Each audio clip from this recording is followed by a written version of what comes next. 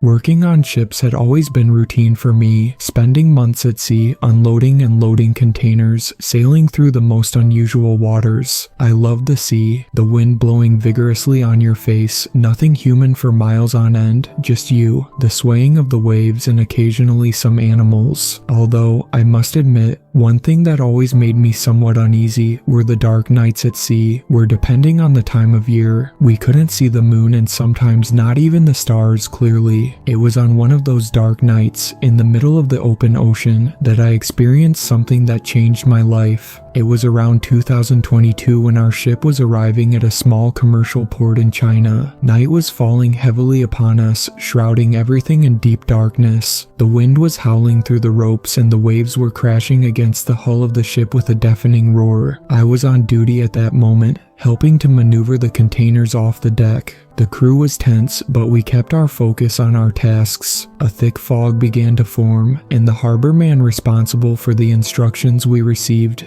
if I remember correctly, his name was Wang, started murmuring something. I don't have much proficiency in Chinese, just the very basics, so I got lost in his words, asking him to repeat. I only understood 2 words of what he said. Be careful. I paused for a moment, thinking about it, about to say something else, but the captain urgently called us back to the ship. We were going to leave before that terrible storm formed. I looked back as we departed, and Wang's worried look still lingered on his face as he disappeared into the fog. As we moved away from the port, the ocean breeze seemed to thicken, enveloping the ship in a chilly embrace. The sounds of the sea became muffled and distorted, as if we were sailing through a tunnel, some birds chirping distorted cries and waves crashing all around. "Alright guys, I'm off to bed," I muttered before the weather got even worse. It wasn't my watch night that day, so I wanted to make the most of a full sleep. I dragged myself to my cabin, feeling fatigue weighing on my limbs as the ship gently swayed beneath my feet. The fog outside seemed to seep into even the darkest corners of the vessel, creating an uncomfortable atmosphere that left me restless. I threw myself on the bed, trying to ignore the muffled sounds coming from the deck. But the more I tried to push away the somber thoughts, the more they seemed to take root in my mind. What had that been with Wang today? Did I mistranslate? Either way, I felt bad, unlucky, with a bitter taste in my mouth. I fell asleep, in a heavy sleep, immersed in the darkness of the cabin. I'm not exactly sure how long it was when I woke up, along with the rest of the crew. Tim, the guy who stood guard that night, was banging frantically on my door, his face pale and his eyes wide open. "Wake up, man. You need to see this," he exclaimed, his voice trembling. Confused and still sleepy, I got up and followed Tim to the deck, where the other crew members were gathering in a confused silence, looking at something ahead of the ship. Some seemed to be searching for something, and others irritated. As we emerged onto the deck, I was immediately hit by the cold, damp night air. The thick fog enveloped everything, obscuring our vision completely. I joined the other crew members, trying to glimpse what had caught everyone's attention. "So, Mr. Timothy, what did you want to show?" Old Joe asked, more grumpily than usual. "I saw something like a submarine or a missile. It was big, gray, and we were heading straight for it," Tim exclaimed, his voice trembling. Voices began to murmur after that last sentence. "Quiet," the captain said, his firm voice immediately silencing everyone. The captain grabbed his binoculars and scanned the horizon, frowning with concern. A tense silence hung over the deck as we awaited his assessment.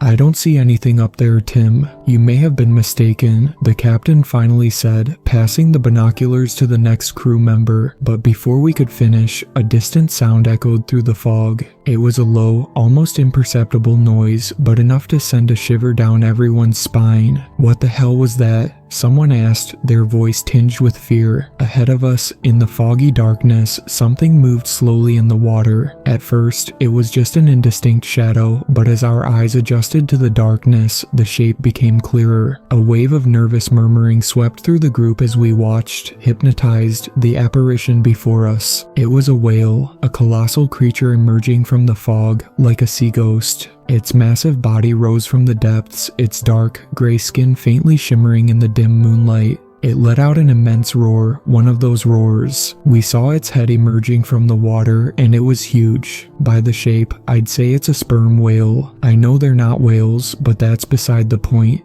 You biology nerd. The imposing presence of the sperm whale seemed to fill the space around us, filling us with a sense of insignificance in the face of the vastness of the ocean. Its penetrating gaze fixed on us, as if studying us minutely. Silence fell over the deck as we all watched the creature with a mixture of fascination and fear. The sound of the sea seemed muffled, as if the ocean itself was holding its breath in the face of the whale's majesty. Suddenly, it plunged back into the depths, disappearing into the darkness. A collective sigh escaped from the lips of the crew, but the tension still hung in the air. "What was that?" the first mate said, low, beside the captain. The captain remained silent for a moment before replying, his expression serious and worried. "I'm not sure," he whispered, "but something tells me we shouldn't be here." Suddenly, he turned, speaking loudly and with a slight smile on his face. "I thank Mr. Tim for giving us this breathtaking view, but if he only called us here to watch marine mammals, I believe my sleep is more important."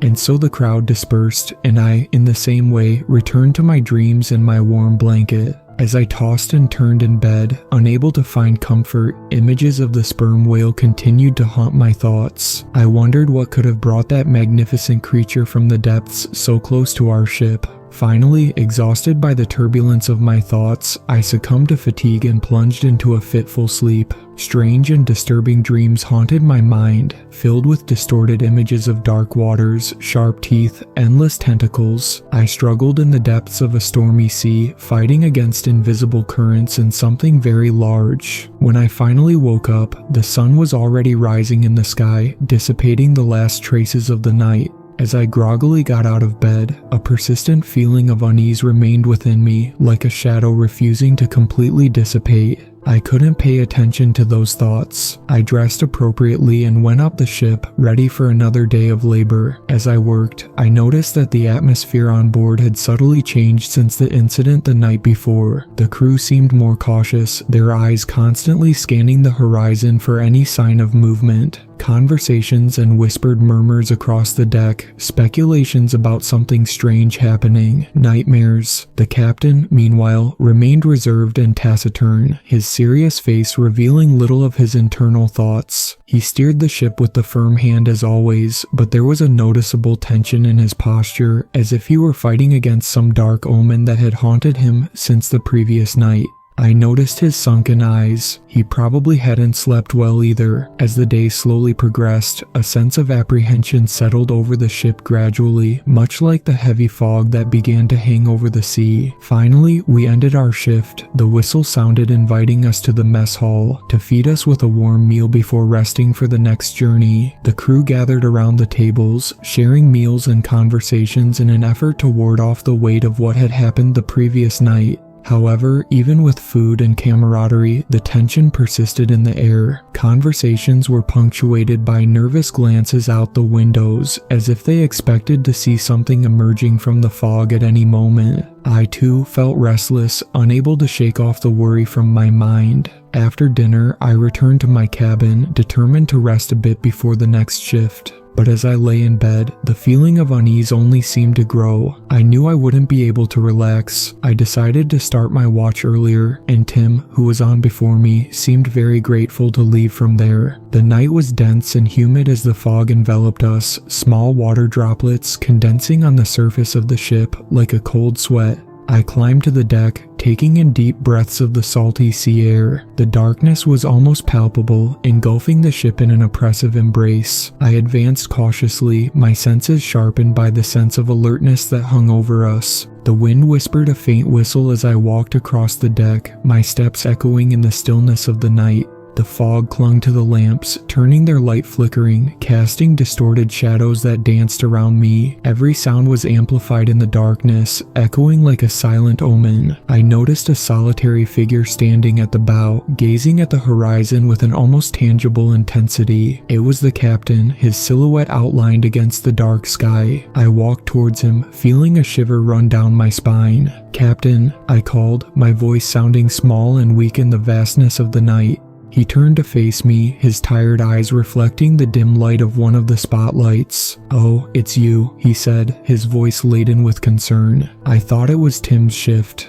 I couldn't sleep, so I decided to switch with him. "Is everything alright, Captain?" I asked, feeling a knot of anxiety form in my stomach. He sighed, running a hand over his weary face. "No, it's not," he admitted. "There's something wrong about this night. I can feel it in my gut." I joined him at the bow, looking out at the dark horizon before us. "What do you think is happening, Captain?" I asked, my voice barely audible above the roar of the sea. He shook his head, his expression grim. "I'm not sure," he confessed, "but something tells me it's not good." His voice lowered. "There's something following us. I could see it on the radar. It's been like this since we set sail." A chill ran down my spine at his words, a sense of fear settling in my chest. The captain's confirmation only heightened my unease. I looked at the thick fog surrounding the ship, imagining what could be hidden within those sinister shadows. A feeling of paranoia began to creep over me. "What should we do, Captain? Is it that whale?" I asked, my voice trembling with growing anxiety as I remembered that strange encounter. He fell silent for a moment, his eyes fixed on the horizon. "For now, just stay vigilant," he finally said.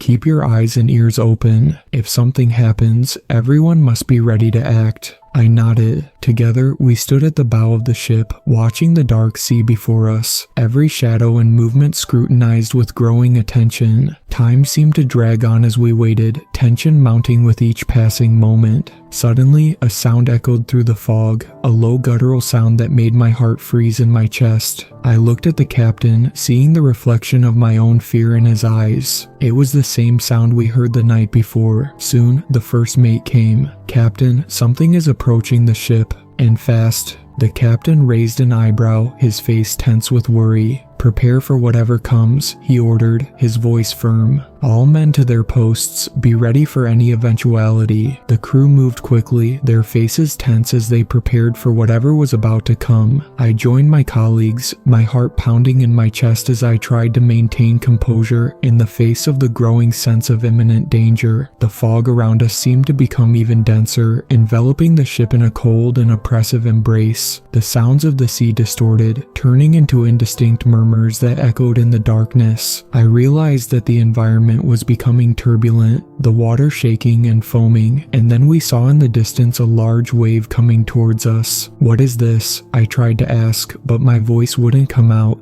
I started to tremble, frozen before it, feeling like nothing, empty, and I swear to God, I almost wet myself right there. The wave was over 4 times bigger than the ship. It seemed almost to swallow us, but that wasn't the worst. No, a lightning bolt struck in the distance in the ocean, its light dissipating towards us, and I could see, inside the wave, the colossal shadow of the sperm whale moving at a surprising speed. Its size was impressive, its massive body cutting through the water with ease, leaving behind a trail of foam and vapor. A sense of panic took hold of me as I watched that creature, its imposing presence filling the space around us with an aura of power and majesty. The crew rushed to their stations, preparing to face whatever was about to come. The captain remained on the deck, his expression stoic as he commanded the men to their positions. The deafening sound of the approaching wave echoed through the deck, a powerful roar reverberating in my ears. "Brace for impact," shouted the captain, his voice lost in the cacophony of the ocean. I held on tight, my heart beating uncontrollably as the wave approached closer and closer. The colossal wave loomed over us like an imminent threat, passing over the vessel. I could see the huge body of the sperm whale above us, my heart hammering as if it was about to burst out of my chest.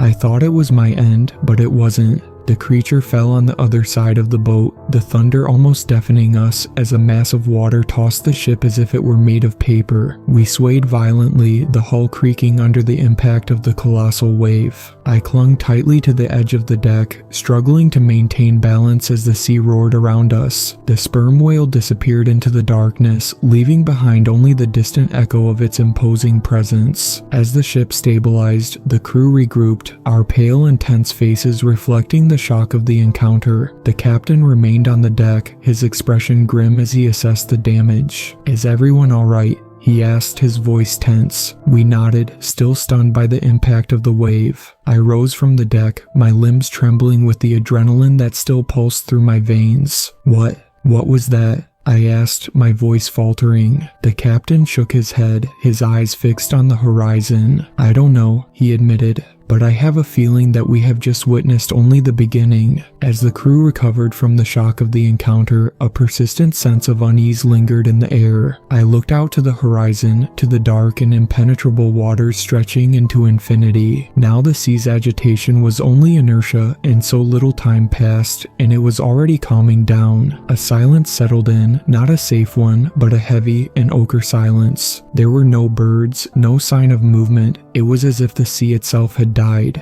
The captain gathered the crew on the deck, his expression serious and determined, reflecting the urgency of the situation. "Everyone listen," he began, his voice filled with authority. "Whatever that was, we cannot afford to underestimate it. We are facing something unknown, and we need to remain vigilant. We must stay together, work as a team, and be ready to act at any moment." The captain continued, "If there are more encounters like this, we need to be prepared." Our work continued, but now with a sense of urgency and caution that was not present before. Every movement was calculated, every gaze attentive to the horizon in search of any sign of imminent danger. As the hours dragged on, the tension on board only increased. Every sound of the sea kept us on high alert. Every shadow in the fog made us hold our breath. I found myself constantly looking out to sea, searching for any sign of suspicious activity. As the night progressed, the fog seemed to become even denser, enveloping the ship in an oppressive curtain of darkness. I found myself trembling with anticipation, waiting for the next encounter with that mysterious creature that had left us so disturbed.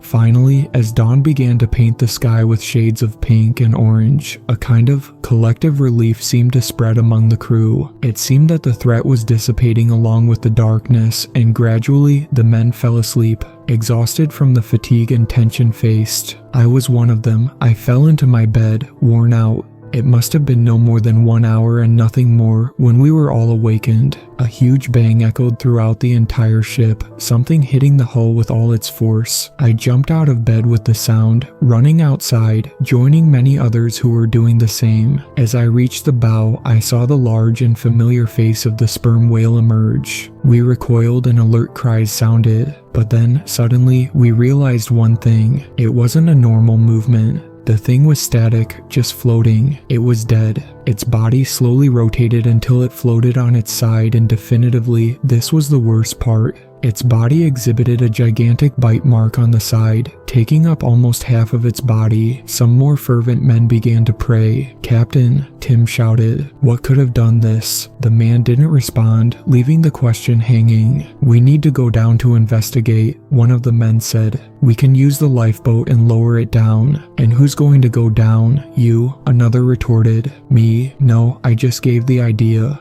The debate intensified among the crew members, each expressing their concerns and cowardice in the face of the mission. Meanwhile, the inert body of the sperm whale continued to float beside the ship, a silent witness to our intrigues. The captain remained silent for a moment, his expression serious and focused as he assessed the situation. He knew he needed to make a quick and assertive decision to ensure the safety of the crew and understand what had happened to the whale. "It's decided," I shouted, everyone falling silent at the unexpected statement. "I will lead the investigation team. Prepare the lifeboat." The crew stared at me for a moment, but soon moved quickly, preparing the boat and gathering the necessary supplies for the expedition. The captain nodded at me as I descended, his stern face now showing respect. "Do not hesitate to come back if things get tough down there, son," he said as he slowly released the pulley rope. As we descended, Tim and I, down the side of the ship towards the lifeboat, the sperm whale's body remained by our side, a somber reminder of the danger we faced. The dark and impenetrable water of the ocean stretched before us, a sight that made my stomach twist with anxiety. Once the boat was launched into the sea, we embarked, quickly rowing towards the whale's body. The air was heavy with tense silence, only the sound of the oars cutting through the water breaking the morning stillness. As we approached the whale's body, a sense of unease settled over us. The captain raised a pair of binoculars, examining the whale's body with a serious expression. "Approach with caution," he ordered, his voice filled with authority. As we drew closer to the whale's body, a growing sense of horror took hold of me. The wound on the animal's side was enormous, a grotesque monstrosity that seemed to have been caused by an incredible force. Fragments of flesh and blood floated in the water around the whale, silent witnesses to the violence of the attack. "My God," I murmured. "What could have done this?" Tim remained silent, his tense expression as he surveyed the scene before us. As we approached the wound, a growing sense of horror engulfed me. The torn and bloodied flesh of the whale was a distressing sight, a grim reminder of the brutality that had been inflicted upon it. Carefully, we examined the marks, searching for any clues that could give us a sign of what had happened. As we investigated carefully, one of the men ran across the deck, excited. "Captain, there's something in the water. There's something in the water." "Of course there is. Look at that body." He pointed to the whale. "No, Captain. There's something behind it. Something bigger." Those words froze my blood. My gaze was slowly led through the large slain animal, looking through the hole in its body, and at the bottom of that tunnel of flesh, beyond the deep and dark waters, I saw an eye, a single, gigantic eye staring at me. I trembled in despair, my nerves now tense. I couldn't shout anything to Tim, poor guy. I just started rowing frantically, leading us closer to the boat, but that's when it reacted. Its eye blinked, and then shadows began to spread beneath the water. We were almost there when a large tentacle tip emerged, almost like a hand the size of our boat, or maybe even a little larger, rising to strike. My heart raced as I rowed with all my strength, my body pulsing with adrenaline as I tried to get us away from that imminent danger. The tentacle stretched towards us, its sharp tip cutting through the air with frightening speed. I shouted for Tim to duck, but it was too late. The tentacle struck the boat with force, throwing us out as the impact reverberated through the water. We fell into the icy water, the shock stealing the air from my lungs as I struggled to resurface. The sea was murky with the blood of the dead whale, reduced visibility making it impossible to see what was around us. I fought desperately to orient myself, my senses alert for any sign of imminent danger. Finally, I emerged to the surface, coughing and gasping as I tried to catch my breath. I looked around frantically, searching for support. I saw Tim already hanging onto the rope, reaching out his hand to me, which I desperately grabbed. The boat was overturned, drifting in the water, and the sinister shadow of the tentacle still loomed over it, squeezing it until it sank to the bottom with an impressive speed. A few seconds later, the whale did the same, pulled with tremendous force, disappearing as its blood stained the path to the depths. We quickly reached the top of the ship, pulled by the men who urged us on. After a brief conversation, we never touched on the subject again. The rest of our days were spent in silence on the matter, and no one spoke more than necessary. Perhaps the only time this pattern was broken was one night, where I was in my cabin and heard a knock on the door. "Come in," I said. The captain entered, serious as always, closing the door behind him. "It reached us because of the container," he said dryly. "What? You know it's part of the contract not to touch the cargo, right?" he asked, already knowing where this was going. "I know. Don't worry, I won't say anything." We walked through the dim and empty corridors of the ship, the sea waves now regular, some birds singing in the distance while the moon cast its shadow on the sea. We reached the container where he looked around, searching for any sign of someone watching us. Finding a negative answer to this, he carefully opened it and we entered. Inside the container, the atmosphere was stuffy and tense. The dim light of a lantern swayed, casting distorted shadows on the metal walls. The smell of mold and sea salt permeated the air, mixing with the metallic odor of the container. In the center, a large tank of dark waters. The captain advanced. I followed closely, my heart pounding in my chest as I prepared for whatever we might find inside.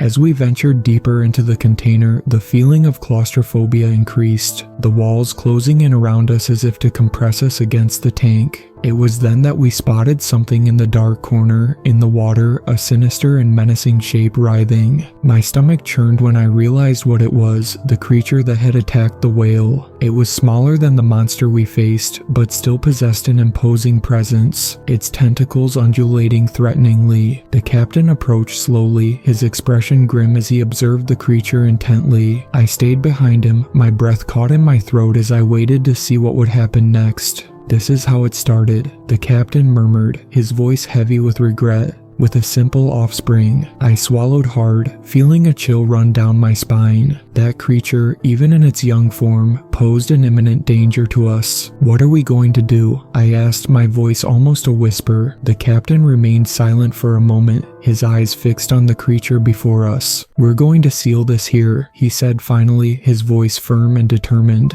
"No one else should know about this." I nodded. We never touched on the subject again, and I hadn't shared it with anyone. A few days later, we arrived at the port, where some government men received the cargo. I don't know what the hell they wanted with it, but I definitely don't work for them anymore. However, I'm still in the maritime business. You know how it is. I spent most of my life as a sailor, but now more cautiously. Sometimes, when I'm traveling in a very dark and rough sea, I still remember that thing, its sinister gaze and the marks left on the whale. I wonder what else might be hidden in the depths of the ocean, beyond our understanding. Thank you to my super fans, Sweet Black Swan, Tacy, and Brooklyn. I really appreciate you supporting my channel, and I look forward to making more content for everyone.